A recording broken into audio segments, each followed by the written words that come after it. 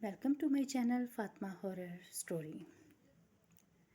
मलका आलिया, मेरा तो प्रोग्राम ये है कि आज से इनको भूखा प्यासा रखकर और तशद्दुद के ज़रिए पूछने की कोशिश करूँगी कि मज़ीद इन लोगों के नाम बताएं जो मारिया कलमोही के लिए काम करते हैं। बिल्कुल ठीक, लेकिन अगर बताने में पसोपेश करें तो हंडरों और कोड़ों से इनकी खाल जिस्म से अलग कर दो। हम कल सुबह तक तमाम जासूस गिरफ्तार अपने हजूर देखना चाहते हैं, परंतु मलका आलिया एक और सहूलत प्राप्त कर दीजिए। बोलो। अपने कमरे में आकर इन पर तशद्दुद करूंगी तो बहुत शोर शराबा करेंगे और बहुत मुश्किल पैदा हो सकती है। अगर कोई ऐसा खुफिया कैमरा तय खाने में मिल जाए जहां हम अपने दुश्मनों को रखा करें और तशद्दुद के वक्त इनकी आवाज़ भी बाहर ना आ सके तो मलकिया आलिया मज़ा आ जाए। परंतु मुश्किल ये है कि मुझे थोड़ा ही अरसा हुआ यहाँ आए हुए और आप भी नहीं हैं। हमें तो ऐसी किसी जगह का अभी इल्म नहीं। क्या हुआ, हम लोग अगर नहीं हैं तो कौशल्या और साधना तो बहुत पुरानी होंगी। यहाँ साधना कौशल्या को ऐसी किसी खुफिया जगह के इल्म ज़रूर होगा। इनसे पूछो। बहुत खूब मलका आलिया, आपकी अकल पर हम पार है। आप वाकई मलका बनने की अहल थीं। पर ये इसके पैरों को फिर चूम कर बोली, तो फिर जाओ और हो जाओ शुरू। किसी में इतनी कुव्वत नहीं जो तुम्हें कुछ कह सके। लेकिन जहाँ अपना अगर इन बातों की भनक महाराजा रामनाथ को हो गई तो क्या होगा। शकुंतला जुल्फों को झटक कर बोली, शकुंतला के हुस्न का जादू महाराज को अपने शहर में ले चुका है। हमारे हसीन शरीर ने महाराजा को दीवाना बना रखा है। तो इतनी छोटी बातों की चिंता ना किया कर। एक चीज़ का बंदोबस्त करो। महाराजा का बूढ़ा खुसर शरीर हमारे जुआ मन की प्यास बुझाने से कासिर है। हमारे लिए किसी कड़ियल खूबसूरत नौजवान का बंदोबस्त भी तुम्हें करना होगा। मेरा मतलब समझ रही हो ना। शकुंतला ने आखिरी फिक्रा मायनी खेज अंदाज में मुस्कुराते हुए कहा, कैसे न समझूंगी महारानी जी, आखिर आपकी गुलाम हूँ। अब तुम जा सकती हो। महारानी अपने नफीस पलंग पर दराज हो गई और बोली, और देखो हमारे लिए किसी कनीज के हाथ हला दर्जे की शराब भिजवा दो। जो हुक्म मेरी आका। परिया ने झुक कर फर्शी सलाम किया और उल्टे कदमों चलती हुई दरवाजे से बाहर निकल गई। राजा रामनाथ सरकारी कामों से फारिग हो चुके थे और अब शकुंतला की रतमन में सजाए ख्वाबगा की तरफ रवां थे। वजीर आजम बाल ठाकरे, सपा सलार बलग्राम और शाही जादूगर सामरी, जो कि मुकम्मल गंजा और स्याह काला था, इनको जनान खाने की हदूद तक छोड़ने के लिए इनके साथ साथ चल रहे थे। रामनाथ सामरी से कह रहे थे, हाँ तो सामरी, तुम हमारी नई रानी शकुंतला के लिए अपने इलम और नजूम की मदद से जन्म कुंडली तैयार कर रहे हो, इसका क्या हुआ। जहाँ पनाह सामरी अपनी चमकती टिंट पर हाथ फेर कर बोला, मेरा जादू कभी झूठ नहीं बोलता, हमेशा सर चढ़ कर बोलता है। सारा जायचा तैयार है, परंतु एक उलझन दूर करने के लिए रात के आखिरी पहर शहर से बाहर पुराने शमशान घाट में अपने गुरु की रूह से मुलाकात करूंगा। आपको सारी कथा सुनाऊंगा। ए सामरी, महाराजा हंसते हुए बोले, दुनिया तरक्की करके कहाँ से कहाँ पहुँच गई है, पर तुम जादूगर आलोक रूहों के पीछे पड़े हुए हो। भाई अजीब है तुम लोगों का जीवन भी। अच्छा भाई, अब तुम लोग वापस जाओ, शाम हो रही है, कल दरबार में मुलाकात होगी। और फिर सामरी और बाल ठाकरे महाराजा को ठठक कर अदाब करते हुए पीछे हट गए। अब जनान खाने की हदूद शुरू थी, लिहाजा शाही फौज का मुहाफिज दस्ता भी वहाँ रुक गया। रंग बिरंगेली बासों में मलबूस खूबसूरत कनीज़ों ने महाराजा को अपने घेरे में ले लिया।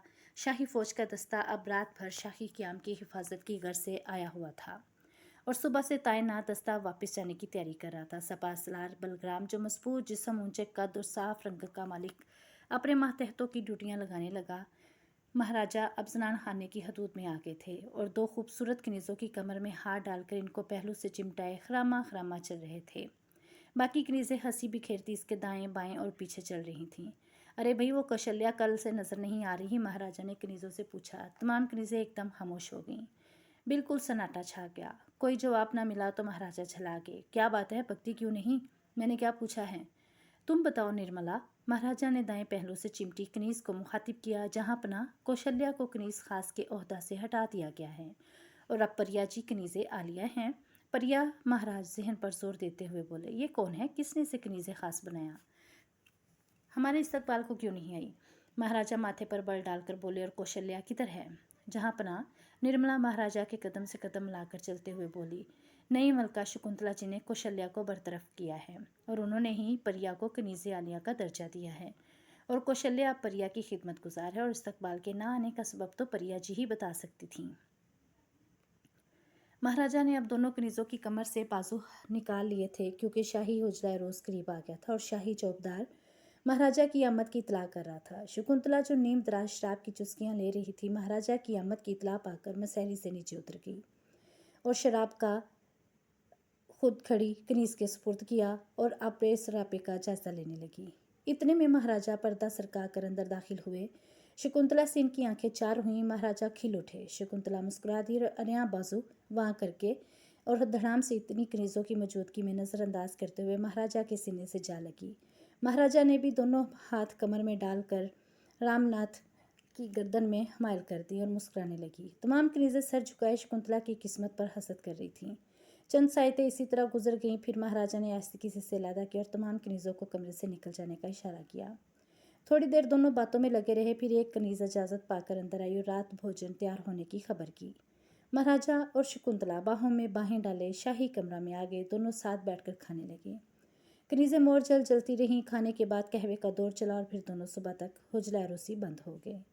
शकुंतला ने कमरे का दरवाज़ा अंदर से बंद कर लिया और बागीचे की तरफ खुलने तमाम खिड़कियाँ ताज़ा हवा के लिए खोल दीं। कमरे में कई शमादान रोशन थे और इनमें पीली और सुर्ख रोशनी में शकुंतला शहाना लिबास के अंदर परी पैक कर मालूम हो रही थी। राजा कुशादा रेशमी बिस्तर पर नीम द्रास हो चुके थे। अब शकुंतला ने नीम द्रास महाराजा के जूते उतारे और इनके पांव होले होले मसलने लगी। बिस्तर साथ ही छोटी सी मेज़ पर आला दर्जे की शराब और 2 जाम रखे थे और मेज़ पास ही महाराजा के आला तंबाकू से मजीन हुक्का ताज़ा करके रखा हुआ था। शीशे की सराही जो पानी से भरी थी और 2 खूबसूरत गिलास भी मौजूद थे। शकुंतला ने दोनों जाम शराब से भरे और एक जाम झोंक कर महाराजा को पेश किया तो शराब व शबाब देखकर महाराजा की सांसें बेतरतीब होने लगीं। उन्होंने शराब की 2 चुस्कियां लेकर गिलास मेज़ पर रखा। अब शकुंतला ने हुक्के को महाराजा की तरफ, जैसे ही महाराजा अपने होंठ हुक्के की तरफ बढ़ाए, शकुंतला ने आगे बढ़कर महाराजा के होंठ चूम लिए और खिलखिलाकर हंस दी। हंसने से गालों पर डिंपल पड़े हुए अब मामला रामनाथ के बस से बाहर हो रहा था। उन्होंने तेज़ तेज़ हुक्के से 2 कश लिए और शकुंतला को दबोचने लगे। हाथ आगे बढ़ाए लेकिन शकुंतला फौरन चिकनी मछली की तरह इनकी दस्तरस से दूर हो गई और दोनों हाथों की मुठ्ठियां गालों के नीचे रखकर महाराजा से दूर खड़ी दावती अंदाज में मुस्कुराने लगी। हमारे सब्र का इम्तहान ना लो शकुंतला, सब्र का फल मीठा होता है जहाँ अपना। शकुंतला लंबी लंबी जुल्फों को झटके से पीछे करते हुए बोली। शकुंतला, नहीं, तुम्हें हमारे प्यार की कसम। महाराजा लजाते हुए बेबसी से बोले। अच्छा जी, हजूर मुझसे प्यार भी करते हैं? शकुंतला ने दाईं उंगली ठोडी के नीचे तिल पर रखकर अदा से पूछा। क्यों, तुम्हें कुछ शक है? भला कितना प्यार करते हैं आप अपनी शकुंतला से? जितने आसमान पर तारे हैं। तारे तो इंसान की दस्तरस से दूर हैं। अच्छा, तो फिर जितने रेत के जर्रे हैं। ना जी ना, रेत आंखों में पड़ गई तो प्यार का रास्ता भी नजर ना आएगा। अच्छा, तो फिर जितने हमारे महल की क्यारियों में फूल हैं। फूलों के साथ तो कांटे भी होते हैं हजूर। शकुंतला खरामा खरामा चलती हुई महाराजा के पास पलंग पर बैठती हुई बोली। इसी तरह जितना आप मुझे और शकुंतला आपसे प्यार करती है, इतने ही प्यारे आपके दुश्मन भी हैं। दुश्मन? कौन है हमारे प्यार का दुश्मन? महाराजा हैरत से बोले। नए दुश्मनों को तो छोड़े, अभी तो मेरे 4 दुश्मन आपकी कैद में जिंदा हैं और आपने इन्हें कोई सज़ा नहीं सुनाई। शकुंतला ने रूठते हुए कहा। अच्छा अच्छा, महाराजा याद आने वाले अंदाज में बोले। इन खबीसों की बात तो नहीं कर रही हो जिन्हें दरिया कालका के किनारे तुम्हारे साथ गिरफ्तार किया गया था? मैं भी तो आपके प्यार में गिरफ्तार हूँ। शकुंतला ने अपना सर रामनाथ के कंधे से लगाते हुए कहा। बांधा तो तुमने हमें अपनी जुल्फों से है। महाराजा शकुंतला के बालों से खेलते हुए बोले और फिर गोया हुए। तुम फिक्र ना करो, मैं तुम्हारे 4 दुश्मनों को कल ही हाथी के पाँव के नीचे कुचलने की सज़ा दूंगा। और ये मंजर चाहो तो तुम खुद भी देख सकती हो। अर्जुन को कत्ल होते इन 4 कुत्तों के अलावा सिर्फ मैंने देखा है। इनको मरते हुए सारा ज़माना क्यों देखे? शकुंतला अपना सर महाराजा के जानों पर रखकर लेटते हुए बोली। बड़ा प्यार है तुम्हें अपने पहले पति से? महाराजा खफकी से बोले तो शकुंतला ने फौरन अपनी सुडोल बाहें महाराजा की गर्दन में हमायल करते हुए इन्हें अपने गद्दार सीने पर गिरा लिया और बोली। जहाँ अपना, अब तो मेरा प्यार सिर्फ आपके लिए है, लेकिन कातलों के साथ बात की, प्यार की नहीं, इंतकाम की है, उधार की है जो मेरे सर पर है। मेरी छोटी सी इच्छा है कि वो 4 कातल आप किसी ऐसे खुफिया तहखाने में बंद करके तहखाने की चाबी मेरे हवाले कर दे जहाँ मैं इनसे अपने इंतकाम को पूरा करूँ। इस ख्वाब के ऐन नीचे खासी तय में एक ऐसा तहखाना मौजूद है जहाँ कैद होने के बाद रामनाथ का कोई दुश्मन फिर आसमान देखने की ख्वाहिश मन में लिए नरक सुतार जाता है। ये इंकशाफ सुनते शकुंतला की आंखों में मुसर्रत की लहर दौड़ गई।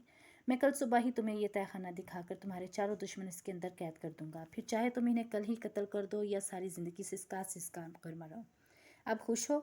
महाराजा शकुंतला का चेहरा हाथों के प्याले में थाम कर बोले। सुबह क्यों, अभी दिखा देना। शकुंतला लाड के बोली और वो बिस्तर से उतर आए। मेरे साथ आओ, वक्त तय करने तक तो यहीं जा सकते हैं, परंतु तुम्हें एक अनोखा रास्ता बताता हूँ।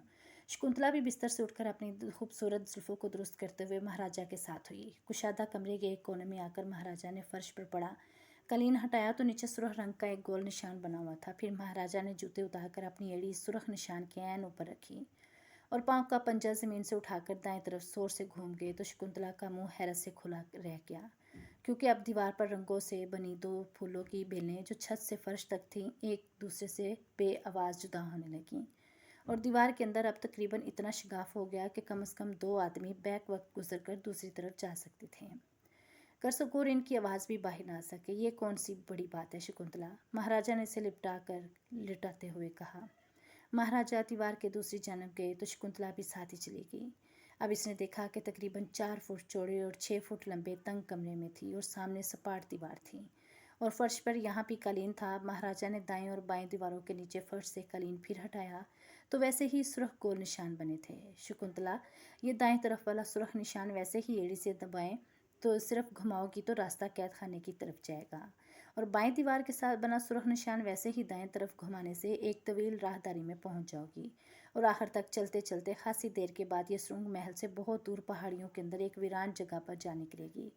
अगर कभी शहनशाहों और महाराजों पर मुश्किल वक्त आन पड़े तो ऐसे ही खुफिया रास्ते वो अपने फरार के लिए तैयार रखते हैं। और सुनो, इन दोनों गोल निशानों में से किसी एक को बाएं की तरफ घुमाने से ख्वाबगा की दीवार ऐसे जुड़ जाएगी कि पता भी न चलेगा। ऐसे ही निशान कैद खाने और फरार वाली दीवारों के अंदर भी हैं, ताकि ये दीवारें भी बंद करके किसी को अपने पीछे आने से रोका जा सके। आओ अब आराम करें। और फिर महाराजा शकुंतला को लेकर ख्वाबगाह में आकर गोल निशान पर एड़ी रखकर इसे बाईं तरफ घुमाया तो दीवार मुकम्मल खामोशी से फिर ऐसे मिल गई जैसे यहाँ दीवार के अलावा कुछ भी नहीं। शकुंतला का मुंह हैरत से अभी तक खुला था। इतना बड़ा राज मिलने किसको तवक्का न थी। मुंह बंद कर लो शकुंतला, मक्खी पड़ जाएगी। महाराजा ने इसे बाजू में भरकर बिस्तर पर फेंकते हुए कहा तो शकुंतला होश में आकर खुद स्पुर्दगी के आलम में महाराजा की बाहों में कैद हो गई। परिया अपने पलंग पर थी। 2 खूबसूरत क्रीजें सहारने और पांती खड़ी थी। कमरे का दरवाज़ा अंदर से बंद था। खूबसूरत गाव तकिए के साथ सुर्ख रेशमी साड़ी जेब तन किए टेक लगाकर लेटी थी। 2-3 बांदियाँ इसकी टांगें दबा रही थी। हाथ और पाँव मेहंदी से सजे थे। बगैर आस्तीनों वाले ब्लाउज और कलाइयों में रंगीन चूड़ियाँ, माथे पर बिंदिया और होंठों पर आंखों के नीचे धारी, बाएं हाथ में बांस का बना हुआ बैद होले होले दाएं हाथ पर मार रही थी। कौशल्या और साधना कमरे के वस्त में खड़ी खौफ से कांप रही थी और परिया इस सूरत हाल और अपने वसी पूरी तरह लुत्फानंदोज हो रही थी। कौशल्या पर मुस्कुराते इख्तियार से हुए बोली, जी कनीज़ आलिया, आज से सिर्फ चंद दिन पहले इसी वक्त इसी पलंग पर कौन लेटा था? जी मैं। कौशल्या के कांपते होंठों से बामुश्किल निकल, आपके बदन पर यही साड़ी थी। जी कनीज़ आलिया, यही कनीज़ें पलंग के गिर्द खड़ी थीं? जी हाँ। इसी तरह निर्मला और कौशल्या टांगें दबा रही थीं। अब कौशल्या के मुंह से कोई बात ना निकल सकी। चंद लम्हे परिया ने इसको देखते रहने के बाद हाथ पर पकड़ा बैद जोर से कौशल्या की जानिब फेंका और कौशल्या ने एकदम हाथ आगे धोया तो बैद पूरी कुव्वत से इसके उल्टे हाथ पर लगा। दर्द की शिद्दत से वह हाथ झटकने लगी। इससे अब भी इसके चर्चे से नुमाया थी। एक कनीज ने डंडा अपने दोनों हाथों में उठाकर एक बार फिर यह परिया को पेश कर दिया, लेकिन अब परिया साथ खड़ी कनीज के हाथ से जाम लेकर शराब की चुस्कियां ले रही थी। पहली कनीज दोनों हाथों के ऊपर डंडा रखे इस पोजीशन पर झुकी रही। कौशल्या पर ये फिर मुहातिब हुई, मेरी हर बात का जवाब दो, वरना इसने जानबूझकर जुमला नामुकम्मल छोड़ दिया। बताओ। इसी तरह निर्मला और सुशीला हजूर की टांगें दबा रही थीं। जी कनीज आलिया, अब इसकी आवाज़ बढ़ाई हुई थी।